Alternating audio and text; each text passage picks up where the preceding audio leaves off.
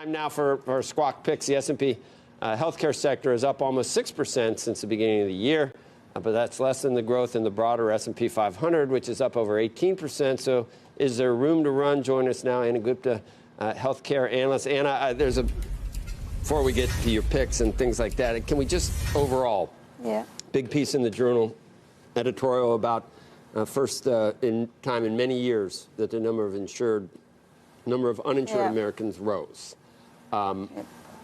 The certain segments of the political spectrum are talking about this in ways that sound, very alarmed about things, blaming the current administration for undercutting Obamacare. Is that what happened? I read that it has to do with fewer people signing up for Medicaid because wages are rising and not as many people are qualifying for Medicaid because they're above making more money than allows them to qualify anymore. What happened? Is it a negative for the United States, for society? I mean, it's still about 20 million people that received insurance, right, through Obamacare. And I think people focus on the negatives rather than the positive of what's happened. And there was a modest increase in the uninsured rate, but I don't think it's a cause for alarm bells at this point. Clearly, the partisan differences on Obamacare and exchanges are the greatest. And the Trump administration is trying very different solutions, more free market solutions, deregulating and so on. The Biden fixes are much more about adding subsidies, getting some of the states that didn't expand Medicaid to expand Medicaid. But I don't think that this modest increase is, I mean, it was pointed out that it still is expensive to join the exchanges for certain people. Yes. And if they're now out of the Medicaid population into where they need to get it, and there's no mandate, then they're not getting it because they don't want to pay the premiums that are so high. Exactly, yes. That really that happened, too? I mean, there is a bit of that. So right now, the Obamacare only offers subsidies for people that have about 200% of federal poverty level on income. So they should certainly shore up the subsidies. Stop. The subsidies are weak for folk that are like 50,000 and above. I mean, some of your picks have to do with if there's a Medicare Advantage for all. If Medicare goes and covers everyone, and they're going to want Medicare Advantage, so there's a company that can satisfy that if it happens. Which one?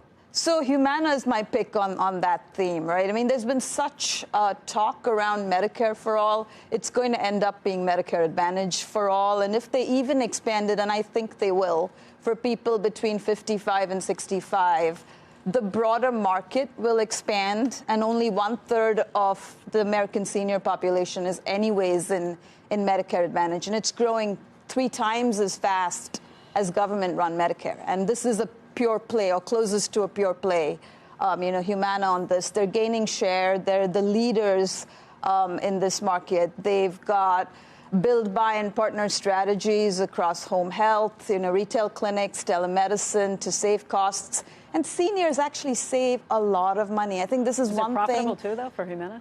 It's profitable. I mean, it's like 4 to 5% on pre-tax margins. But I think what I always see in the news flow is it's not saving money. But American seniors who go into MA don't have to buy supplemental policy. That's huge, really. It's $2,500 a year for a fixed income senior. That's a huge amount of pressure. What else? The second pick I have is CVS. It's a value name. Sentiment is finally improving. I've been bullish on it now for about 3 to 6 months. The second quarter earnings were very, very strong. They're building out retail clinics and health hubs in pharmacy, and I think that's going to transform healthcare. They're building out home dialysis, and they're doing a clinical trial so more Americans can age at home. And there's a lot of synergy potential still with Aetna, so the deal is finally beginning to work. And there should be EPS upside even going into the third quarter, and as they guide for 2020, getting into the 2020 plan year. So that's my second pick.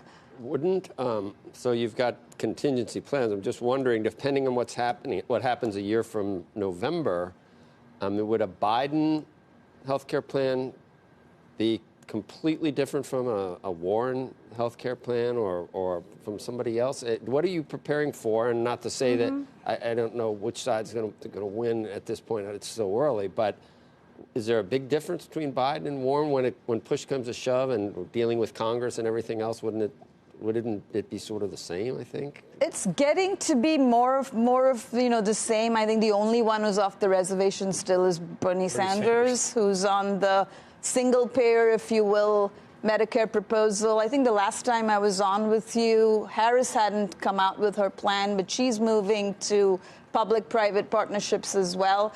I think Biden's is only $750 billion, so it's a much more contained effort for a small sliver of under 65s to get Medicare, and they can opt into Medicare Advantage or not. And then they are also proposing additional subsidies, as we talked about, and closing the coverage gap in Medicaid. Anna, thank you.